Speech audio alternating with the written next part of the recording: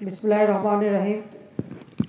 Excellencies, the foreign ministers, the Secretary General, member of the diplomatic corps, distinguished delegates, ladies and gentlemen, Assalamu alaikum.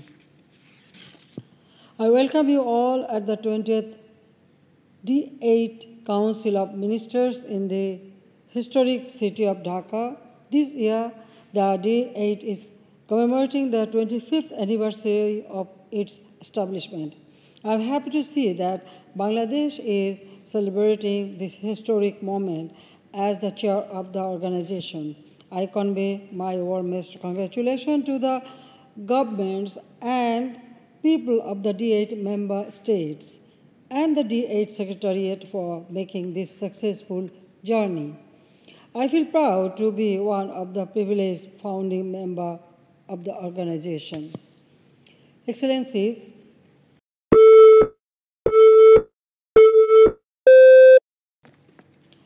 the greatest Bengali of all time, father of the nation, Bangabandhu Sheikh Mujibur Rahman, envisioned a global world order based on multilateralism, solidarity, and cooperation.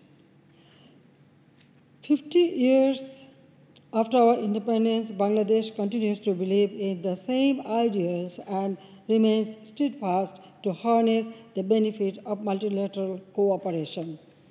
As the world is passing through a difficult time due to COVID-19 pandemic, conflicts, food and energy crisis, climate change, and natural disasters, the need for strengthened multilateral cooperation and global solidarity deserves more attention than ever.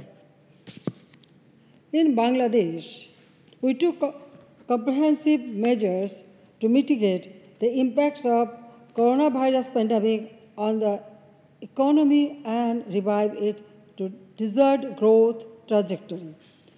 So far, we have announced 28 stimulus packages equivalent to $23 billion, which is 6.3% of our GDP.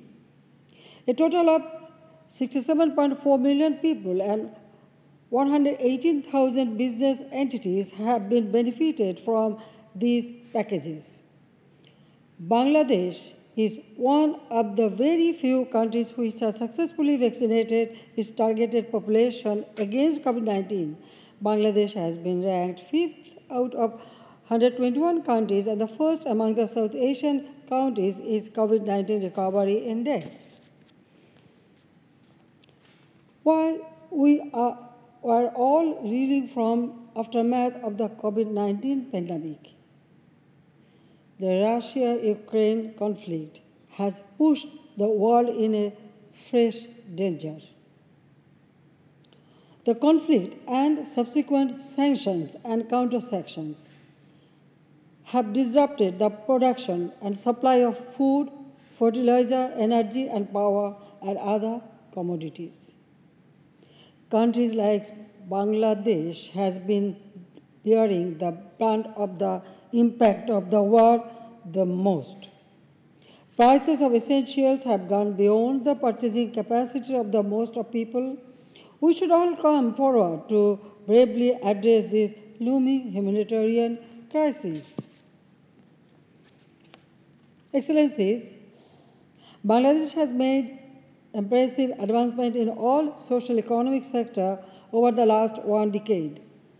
Poverty rate has gone down to 20% with per capita income increased to $2,824. Robust agricultural growth has made the country self-sufficient in food production. There is gender equality in all sectors. Enrollment at primary level has gone up to 97.81%. Child mortality rate significantly decreased to 28 per 1,000 live birth, and life expectancy increased to 72.8 years. More than 98% population have been brought under safe water and sanitation network. Access to government services has been made digital and easy, and 5.8% of national budget earmarked for social security and welfare programs.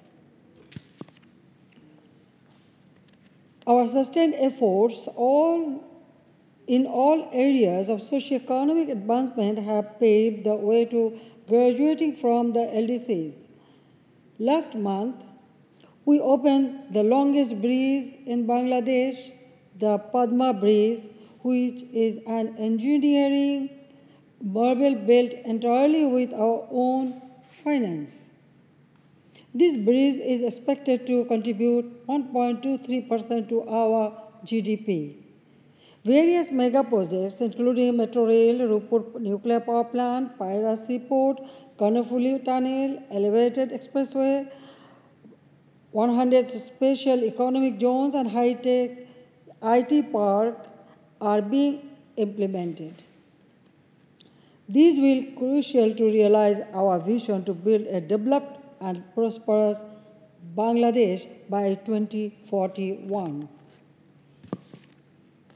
However, there are many challenges in our endeavors for a developed Bangladesh. Global warming and climate change has posed tremendous threat to our existence. Having located in a unique hydromorphological system in the largest delta of the world and with a densely populated coastline, the impact of climate change is extreme for Bangladesh. As we are approaching COP27 in Sharm el-Sheikh, a sustained partnership can only get us through. Ladies and gentlemen, the D8 countries with more than 1 billion people have enormous potentials for economic cooperation. Bangladesh has been attracting investment through our liberal, friendly investment policies and arrangement of linkages between foreign and local businesses. Our export earning has increased from $18 billion in 2010 to over $52 billion in the last fiscal year. Bangladesh, currently the 41st largest economy in the world, is set to become the 25th by 2035. We look forward towards new partnership to attain our shared vision of prosperity for the people, keeping in mind the guiding focus in the implementation of the 2030 agenda. The D8 countries have been collaborating in the 6 thrust area.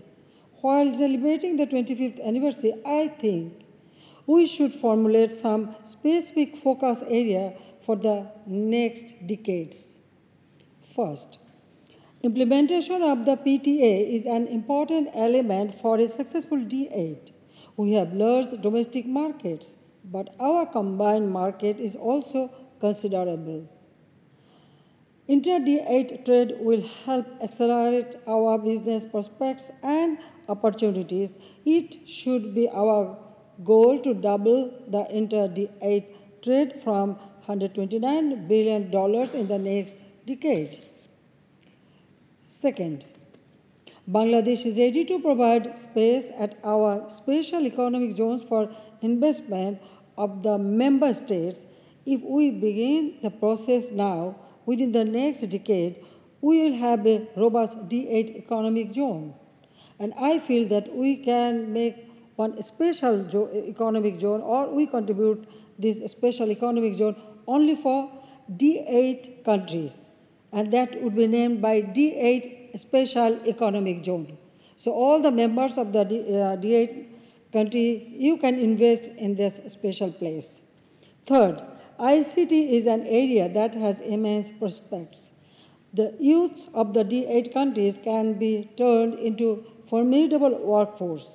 About 70% of Bangladesh's population is under 40 years, and we have 650,000 registered IT freelancers. We can use this huge manpower to create IT-based industry and involve in the youth and various economic activities. Fourth, we should concentrate on diversified agriculture production to ensure food security and steady food supply.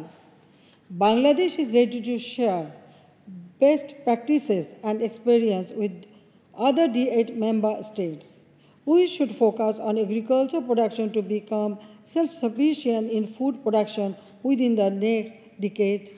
And fifth, all the D8 member states should be careful about energy uses and the necessity of alternate energy sources. I propose that the D8 focuses on developing capacity by involving other countries who have expertise in alternate energy. Ladies and gentlemen, I am happy to hear that the D8 countries are finalizing the D8 preferential trade agreement. It will help harmonize the inter-country trade, liberalize the barriers, and stimulate trade and economic cooperation among the member states.